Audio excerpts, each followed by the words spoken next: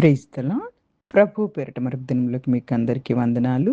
ఈ దినం ప్రభు మన కొరకు ఏర్పాటు చేసుకున్న వాక్య భాగము కీర్తనలు 11వ అధ్యాయము 1-7 వచనాలు. యెహోవా శరణు చొచ్చియున్నాను. పక్షివలె నీ కొండకు పారిపొమ్ము అని మీరు నాతో చెప్పుట ఎలా? దుష్టులు విల్లెక్కి పెట్టి ఉన్నారు. చీకటిలో యథార్థ హృదయుల మీద వేయుటకే తమ బాణములు నారియందు సంధించి ఉన్నారు. పునాదులు పాడైపోగా నీతిమంతులు ఏం చేయగలరు?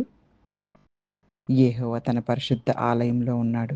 యెహోవా సింహాసనం ఆకాశమందున్నది. ఆయన నరులను కనులారా చూచుచున్నాడు. తన కనుదృష్టి చేత ఆయన వారిని పరిశీలించుచున్నాడు.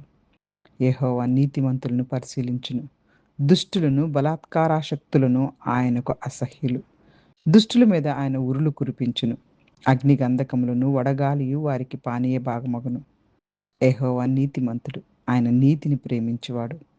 యథార్థవంతులు ఆయన ముఖ దర్శనము చేసెదరు. హల్లెలూయా! హల్లెలూయా!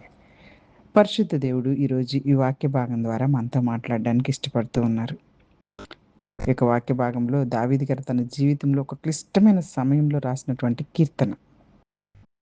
శత్రువులందరూ అతన్ని చంపడానికి ప్రయత్నిస్తున్న సమయంలో అతని చుట్టుపక్కల ఉన్నటువంటి సన్నిహితులు కూడాను ఏమి సలహా ఇస్తున్నారంటే, "నువ్వు ఇక్కడ ఉండటం చాలా ప్రమాదము. పర్వతాల దగ్గరికి వెళ్ళిపో, పారిపో, పారిపో, పారిపో" అని పాపం దావీదు గారిని ప్రేమిస్తున్న స్నేహితులు చెప్తున్నారు. "శత్రువులు ఎక్కువైపోయారు. నువ్వింకా ఇక్కడ ఉంటే ప్రమాదం నీకు. వెళ్ళిపోయి పర్వతాల్లో పారిపోయి దాక్కోమని" చెప్తున్నారు.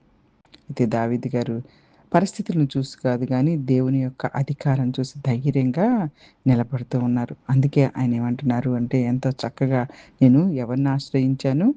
యెహోవాను ఆశ్రయించి ఉన్నాను. హల్లెలూయా! హల్లెలూయా! ఆశ్రయము అంటే దావీదు గారు ఎంత విశ్వాసంతో మాట్లాడుతున్నారు మనందరికీ తెలుసు. ఆశ్రయం అంటే ఒక రక్షణ, ఒక భద్రత, ఒక శాంతి, ఒక నమ్మకం. మన జీవితాల్లో కూడా ఈరోజు ప్రస్తుత పరిస్థితులను చూసి చాలా భయంకరమైనటువంటి ఉద్యోగ సమస్యలు, కుటుంబ సమస్యలు, చుట్టుపక్కల స్నేహితులు పెడుతున్న ఇబ్బందులు, ఆరోగ్య సమస్యలు, పరిచర్య చేస్తున్న వాళ్ళకైతే వ్యతిరేకతలు, వీటన్నిటిని బట్టి మనం కూడాను ఇలాగే అనుకుంటూ ఎక్కడికో పారిపోవాలనుకుంటామేమో కానీ, దేవుడైతే ఇదిగో మనతో మాట్లాడుతూ ఉన్నారు. ఆయనని ఆశ్రయంగా చేసుకొని మనమందరం దావీదు గారిలాగా విశ్వాసాన్ని చూపించేటటువంటి స్థితిలో ఉండాలి. ఇక్కడ దుష్టులు తమ బాణాలను విల్లెక్కుపెట్టి ఉన్నారంట. అంటే వీళ్ళేం చేస్తా ఉన్నారు?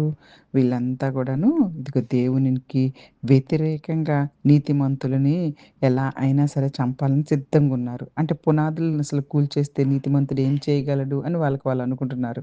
అంటే లోకంలో అన్యాయం పెరిగిపోతూ ఉన్నప్పుడు దేవుని పిల్లలకి నిరాశలు ఎదురవుతాయి కదా! సో, ఇక అసలు పూర్తిగా వాళ్ళని నాశనం చేయాలని చెప్పేసి దుష్టుడు ఎదురు చూస్తా ఉంటాడు. కానీ దేవునికి పరిస్థితులన్నీ పూర్తిగా తెలుసు. సమాజంలోను, చుట్టుపక్కల పరిస్థితులు ఎంత అన్యాయం పెరిగినా దేవుడు మనకి తోడుగాను, నియంత్రణలోనే ఉంటారు. అందుకే మన విశ్వాసం ఎప్పుడు పరిస్థితుల మీద ఉంచకూడదు. దేవుని మీదే ఉంచాలి.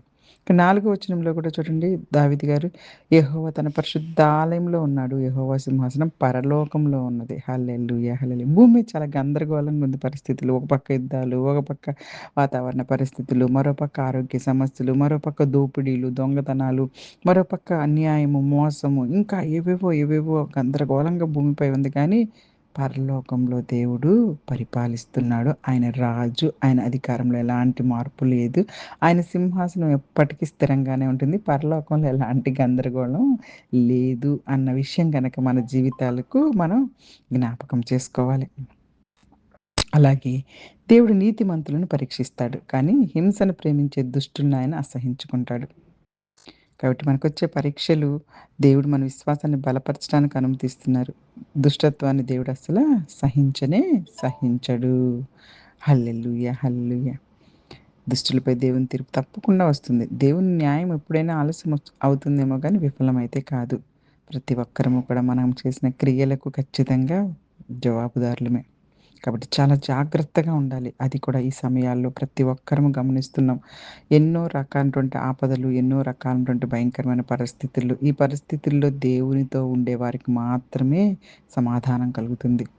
యెహోవా నీతిమంతుడు. ఆయన నీతిని ప్రేమించును. యథార్థ హృదయులు ఆయన ముఖమును దర్శింతురు. దేవుడు నీతిని ప్రేమిస్తాడు. ఆయనను ప్రేమించి నీతిగా జీవించే వారికి ఆయన సన్నిధి లభిస్తుంది. ఇప్పటికైనా త్వరగా మన అందరి జీవితాల్లో దేవుడు కోరుకుంటుంది ఏంటంటే, ఇదిగో చివరి దినాల్లో ఉన్నాము, అంత్యకాలాల్లో ఉన్నాము. త్వరగా మారు మనసు పొంది హృదయంలో ఉన్నటువంటి ఆ యొక్క తలంపులన్నిటిని తీసివేసి దేవునితోటి మనం సమాధానంగా ముందుకు వెళ్ళాలి.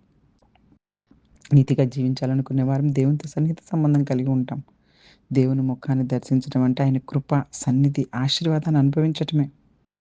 కాబట్టి ఈ దినము దేవుడు ఈ యొక్క వాక్య భాగాల ద్వారా మనతో మాట్లాడుతూ ఉన్నారు. ఇదిగో సమస్యలొచ్చినప్పుడు భయపడకుండా దేవునిపై నమ్మకం ఉంచుదాం.